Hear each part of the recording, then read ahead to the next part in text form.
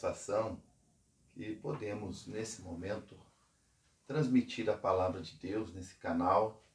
E o intuito nosso é crescermos juntos no conhecimento do nosso Deus. Deus vivo, verdadeiro, o Deus que não pode ser limitado a uma imagem de escultura ou às nossas ideias. Por isso eu quero compartilhar com você hoje uma breve reflexão no Evangelho de João, no capítulo 10. No Evangelho de João, no capítulo 10, o nosso Senhor Jesus Cristo, ele se declara o bom pastor que dá a vida por suas ovelhas. E vemos o bom pastor Jesus, aí no versículo 14, também no versículo de número 11 do Evangelho de João, Jesus confrontando a liderança mercenária dos fariseus. Os fariseus eram hipócritas, de acordo com o nosso Senhor e Salvador Jesus Cristo, como mencionado pelo evangelista Mateus, no capítulo 23. Eles se assentaram na cadeira de Moisés e pegaram a lei e o lugar de Moisés, como diz ali, se assentaram. Jesus está falando de uma maneira metafórica que eles estavam no lugar de Moisés e estavam ali corrompendo a palavra do Senhor. Diz o texto sagrado, em específico no capítulo 23 do Evangelho de Mateus, Jesus denunciando a hipocrisia deles, a falsidade deles.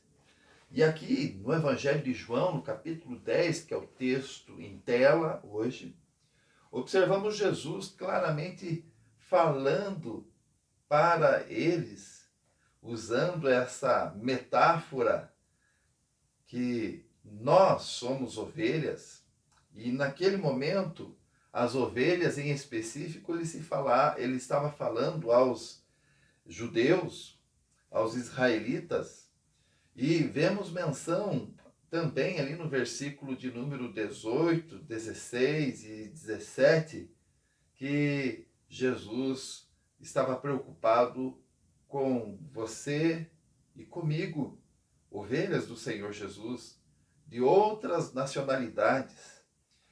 E ele tem nos arrebanhado através da ministração, da proclamação da boa notícia do Evangelho, que é boa notícia de salvação.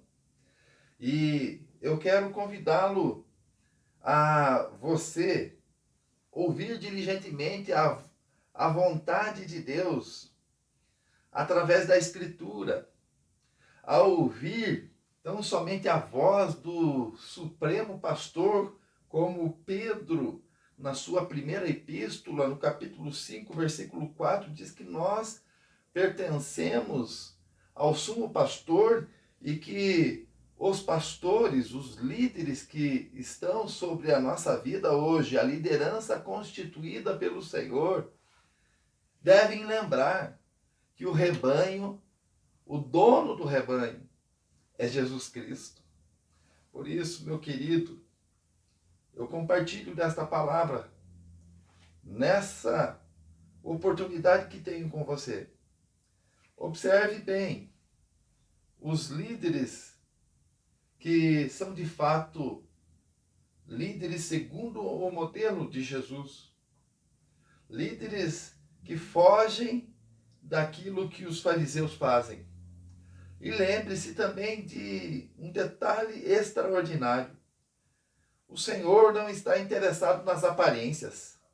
O Senhor está interessado no coração, porque Ele enxerga o profundo do coração.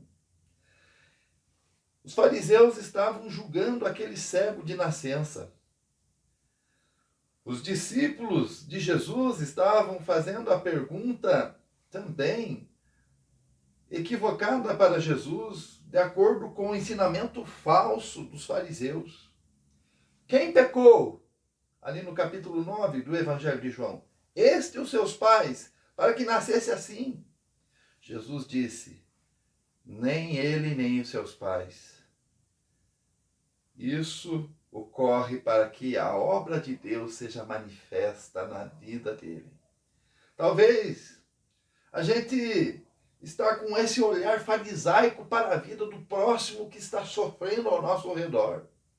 Mas devemos imitar a Jesus, que fez a obra de Deus, tocou, estendeu a mão àquele homem, tocou nele de uma maneira específica naquela ocasião, fez um lodo, untou os olhos daquele homem e mandou que ele fosse lavar-se no tanque de Siloé, que quer dizer o enviado.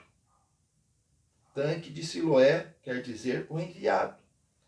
E notem, meus queridos, que o Supremo Pastor Jesus Cristo, ele tem autoridade.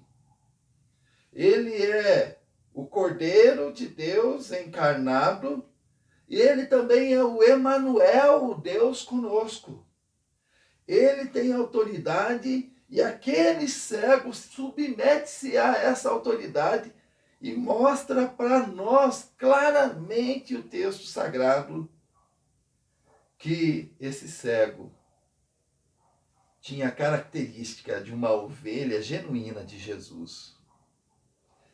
Ele reconhece primeiramente Jesus como um profeta, mas depois ele tem um encontro com Jesus e Jesus esclarece mais que eu não sou um profeta, eu sou o Messias, eu sou o Cristo. E aquele homem crê.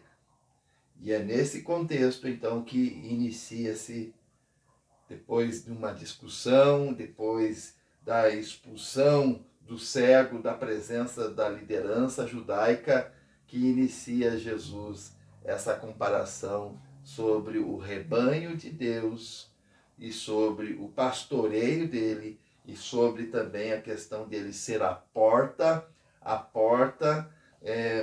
no aprisco de verão que os pastores judeus daquela época era menos elaborado do que o aprisco, o curral, né, de inverno, que tinha um porteiro. Nós vemos esse personagem ali, o porteiro.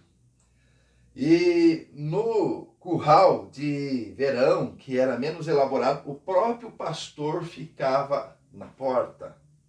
Por isso Jesus faz referência que ele é a porta. Ele é o nosso mediador entre Deus, o Pai. Só há um caminho que nos conduz a Deus, é Jesus. E a libertação que Jesus opera na vida de suas ovelhas, naqueles que são regenerados, que tornam-se ovelhas do Senhor Jesus.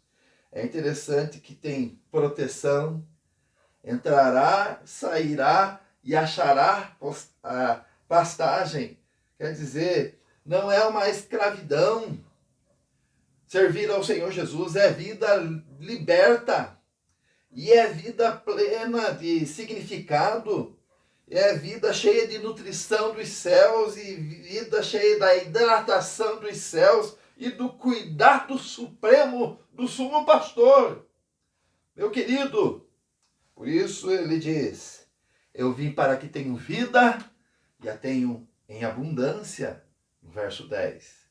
Mas o ladrão, o salteador, o mercenário que está interessado somente nele, que são os fariseus ali, que hoje nós devemos tomar cuidado, que existem os modernos fariseus, que querem nos escravizar. Meus irmãos, meus amigos deste canal, prestem bem atenção na palavra de Deus. Prestem bem atenção na voz do bom pastor, o supremo pastor, Jesus Cristo. Que ele governe, que ele reine e que você desfrute desse governo, desse reinado, dessa proteção gloriosa em sua vida. Entrará, sairá e achará pastagem. Eu quero orar contigo. Pai Santo, muito obrigado por esse meu irmão e minha irmã que parou nesse momento para ver esse vídeo. Que a palavra tua de salvação, que Jesus Cristo, o Supremo Pastor, conduza esse meu querido e minha querida e conduza-me a mim. Conduza nossas famílias.